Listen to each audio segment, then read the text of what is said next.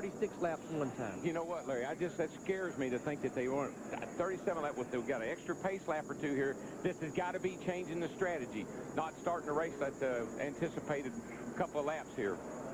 Blue skies and a perfect day. And I tell you, that track temperature, the more that track temperature comes up, the slicker this racetrack gets. Already, it's hotter than it was yesterday by about 20 degrees in practice. We'll be back for the start of the Dodge Savemart 350.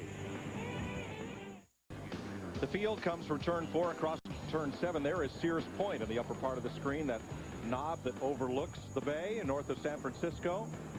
There is a turn 5 and 6, what they call the carousel, but that portion of the track is no longer used for Winston Cup racing. Yeah, we used to, that's the part of the track that we used to use when we come out here. It's back over on the left side of your screen there. We can't see it real well right now, but that was a fun, I mean, a lot of the guys like that particular configuration a little bit better because you had a huge elevation change and a really tough left-handed turn. We need to make note that 4 drivers will have to go to the rear of the field. Jeremy Mayfield in the 19 car and Dale Jarrett in the 88 car changed engines. Actually, Dale Jarrett blew up at the very beginning of practice on Friday. He just opted not to even worry about qualifying and take that 37 starting spot. Also, Todd Bodine in the 26, Jimmy Spencer in the 41. They missed the drivers' meeting. It's 2 hours before race time, so they have to go to the rear of the field. Now, in my opinion, the start of the race here is always one of the most critical things, because as these cars go up this hill, Kurt Busch and Tony Stewart, they don't want to take each other out. If I was Kurt Busch, I'd let Tony go and tell my teammate, hey, buddy, how about let me drop right down in front of you, get a good clean start, and get going well. A lot of in-car views we have for you. There has been one change to the track surface. The start-finish line has been moved about 200 feet toward turn 1, and the front straightaway is narrower than it was with an outer wall there. So we'll see if that comes into play. This is the only time we'll see a double file restart here. All restarts are single file after a caution. And here they come, and here that boogity, boogity, boogity, go boys!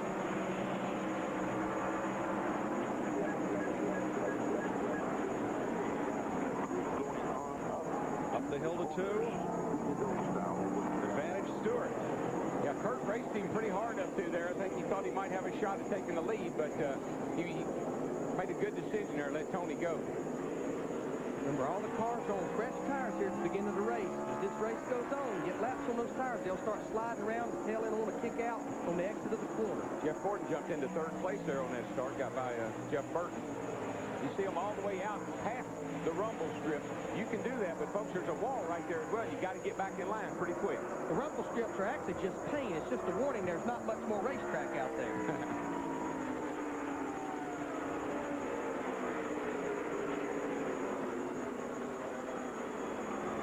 Right now, Tony Stewart is in the catbird seat. This is where you want to be all day long if you can.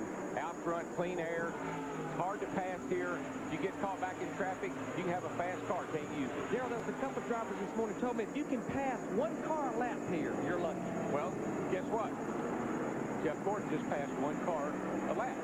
So he must have a pretty good hot rod, too. With 7 road course wins in his career, he ranks as one of the favorites. Pretty hard to bet against him, Mike. Yeah. I mean, you know, he's won 3 out of the last 4 here, and he's awesome on a road course. And he is, I tell you, today is pivotal in my opinion for him and the rest of this year. He needs to win today. And Robbie Loomis told me that this morning. This is a brand new race car. And I said, Robbie, this is not the car you won 3 of the last 4. He said, Larry, we just felt like if you kept bringing that car, we were going to be behind. So we gave it to Jimmy Johnson. Well, actually, it's Jeff's backup car. He said, we weren't ready to give that one up just yet. No, okay. See, there's a little bit of a berm there that they climb to use up all the available asphalt. It's not really a curve, and those are not the alligator's teeth or rumble strips. They're just made to look like it. It's a hump, what it is. A lot of times, Darryl, that'll actually make the car turn a little bit when you get up on it. Get up on that paint, you'll actually pick up some grip. Around goes Jim Englebright, who won yesterday's Southwest Series race here. Had a great race yesterday, and yesterday dug himself a big hole and got in trouble early. So maybe he's using that same strategy today. Making his first Winston Cup start, we've got a battle for the lead. Jeff Gordon in the 24 to the inside. Slow turn. Turn 11. Kurt Busch in the 97 trying to follow through. Just like we said, folks, a great place to pass. Going down into turn 11. Road racers are really, really good about getting down in there, heeling and towing and shifting and braking all at the same time. I'll show you what happened to Jim Englebright. Gets a run. This is going down a turn, what is that, 4, I guess, yeah. Coming downhill there, you get a run on the, you get a look on the inside, and you think you've got the room and the position, but it closes up in a hurry down there. It's a sharp turn. Gordon the leader. You'll see some drivers way like Robbie Gordon, way on the outside of that paint. There is a wall out there eventually. Gordon makes a pass and pulls up on Matt Kenseth at turn 7. Well, Robbie Gordon was the fastest car in practice yesterday by far, almost a second quicker than everybody else. He's got a great hot rod. He just needs to take care of it. What I really liked about Robbie Gordon's practice times is, unlike most drivers, as the session went on, he got faster. He really did. And, of course, you know, he could have won this race last year. I know he's probably kicked himself in the shin a dozen times for not letting that 29 car go last year, Larry. He could have won both road course races last year. Had a strong race car. Watkins Glenn had mechanical problems. Down to Matt Yoakum. Mike, Tony Stewart's dropped to second in the final practice session. His biggest issue was the car was loose. They had forward fight problems.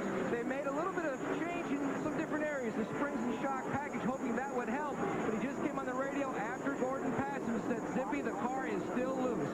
Yeah, the car doesn't look very good at all. I mean, it looks okay, but this early in the race on fresh tires, he doesn't need to be loose right now. He'll be spinning out later on. Because what happens, you just lose so much grip here when you try to put that throttle down, especially off the slower corners. The rear tires just want to spin, and you have to drive the car with the throttle like an eggshell's under. Matt Kenseth having a look underneath his Roush Racing teammate Jeff Burton, and Robbie Gordon tries to pounce 3 wide. There he goes. Now, Robbie, let's use a little discretion here, buddy. Used a little sheet metal. Robbie Gordon's in a hurry, guys. Just ask those guys he just passed. Matt Kenseth, and now he's all over the back of Jeff Burton. That was the spot where Gordon lost the lead to Tony Stewart here last year. Well, I mean, really and truly, he's doing the right thing. He's got these guys right here where you can get them right now. Don't let them get strung out and get way far away. They're harder to chase down that way. Catch them while they're bunched up. Robbie Gordon up to 5th. He wants that lead. There's another spot. Makes that 4th as he gets underneath Jeff. Now, Larry, that's exceptional because that was 3 cars. Yes, it was. Yes, it was. And in fairness to Robbie, last year at Watkins Glen, there are some electronics that NASCAR requires every car to carry, and the battery from that package exploded. That was what put Robbie Gordon out of the race. It was nothing that was the fault or failure of his team or their components. And yesterday, he could have won the Southwest Tour race. I mean, he had a fast car. He was coming to the front, had a mechanical failure. The interesting thing to me, Larry, is how he can put his road race package under any kind of race car, and he's successful with it. And, I mean, he was in the Southwest Tour car yesterday and had a good run until he had some mechanical problems. When you got it, you got it. That's it. Robbie Gordon tries to run him down. There are the 3 ahead of him here at Sonoma. Dodge Savemart 350 on Fox is brought to you by Dodge. You can take life as it comes, or you can grab life by the horns. Dodge. By the Insider Pizza from Pizza Hut with cheese inside and out. By new Lotramin Ultra, the only once-a-day cure for athlete's foot. And by Midas Total Car Care. Midas, we do that. 6 laps complete. Jeff Gordon out in front. He's led the last 5 races here, and on 4 occasions led the most laps. Tony Stewart, the pole sitter, 2nd. There's Kurt Busch 3rd, and Robbie Gordon, who has passed 5 cars in 5 laps to move from 9th to 4th. And lap after lap, he's about 2/10 of a lap quicker than our leader, Jeff Gordon, right now. And as you can see, folks, from that overhead down there in turn 11, they're all the way down. If those tires wasn't there, I don't know how much, I guess they'd run through the infield down there. You're riding with Robbie Gordon. Kurt Busch just ahead. Heard him bump that rev limiter. That means he's using everything he's got. He's not holding anything back right now. That's a good concept of one of the elevation changes. You know, you just don't get that until you see a picture like that, how much you're climbing a hill. Come out of turn 2, downhill into that little left-hander there as you head off into turn 4 here. They built this chute across here trying to create a passing zone. Whoa! And that really hadn't worked out that well up until today. And I've seen Robbie Gordon pass 2 cars there, and Boyce is all over the the back of Rusty there. Yeah, it was almost a bumping zone. That 67, as Boris said, he's a teammate to Dave Blaney on the Jasper team, and pitched battle here for 9th and 10th. And he has no reason to hold anything back. He came here for one thing and one thing only, to win the race. Right behind him, Mark Martin in 11th. Mark started in 12th, and Bobby Labonte is 13th. And I might add, he doesn't really care if he makes somebody mad doing it. He actually drove the 77 car in both races last year for Robert Presley, and this is the race car. This car was purchased from Ernie Irvin a couple of years ago. This car Forrest likes on the road courses.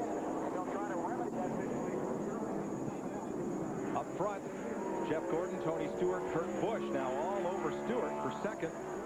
Robbie Gordon trying to close in fourth. Then it's Jeff Burton, Matt Kenseth, Bill Elliott, Ricky Rudd. There's Elliott and Rudd.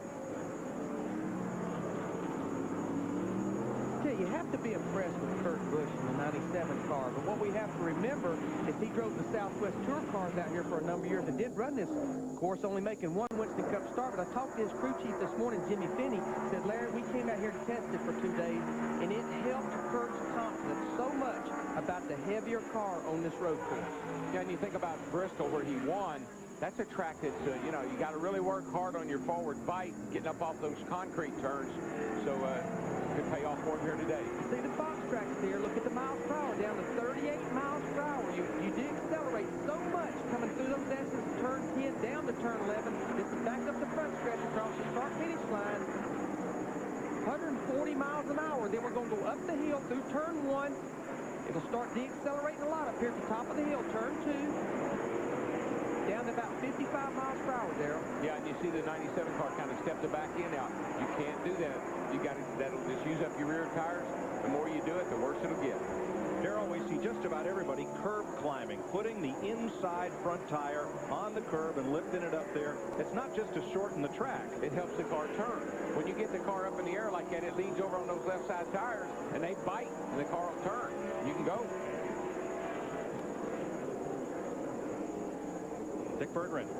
As Matt Yoakum reported in the pre-race show, Jimmy Johnson's car had problems getting through inspection. It was an issue with the wheelbase. Chad Canals, crew chief, how's the car? You okay with the change you had to make? Yeah, everything's fine. Right now, we're just trying to bide our time and make it to the end of this thing. You know, some of these guys get pretty aggressive early on, as the folks back at home have seen already. So we just want to find a place, ride, run all day, and make adjustments on the first pit stop. And hopefully at the end of the day, we'll have this slow Chevrolet in the top 10. Smart strategy. Jimmy Johnson has never run a lap here at an auto race until today. And the wheelbase on these cars, that would be from the center of the front wheel to the center of the rear wheel. It's 110 inches. And here we have a battle. This is Mark Martin in 6th. This is a battle for 10th. But it has to be 110 inches.